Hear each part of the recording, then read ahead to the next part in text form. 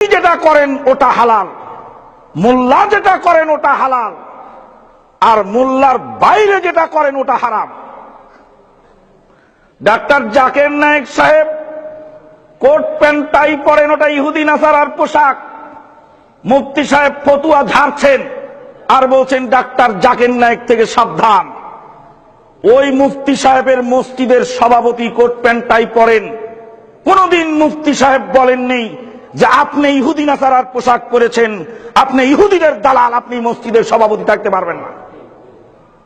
কারণ ওই মুফতির চাকরির 12টা বাজবে। মুফতি সাহেব ফতুয়া দেবেন, হুঁশ করে বলবেন কোট প্যান্ট টাই ইহুদি নাসারার পোশাক, আপনাকে এই বিদ্যা কে দিয়েছে?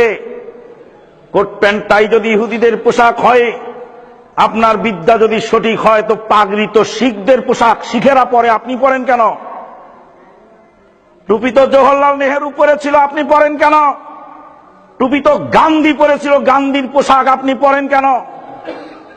বিদ্যার কত অভাব আমাদের, আমরা কত অসহায় ওই মোল্লা মুন্সির কাছে। আল্লাহ ছাড় দিলেও মোল্লা ছাড়তে রাজি না। আল্লাহ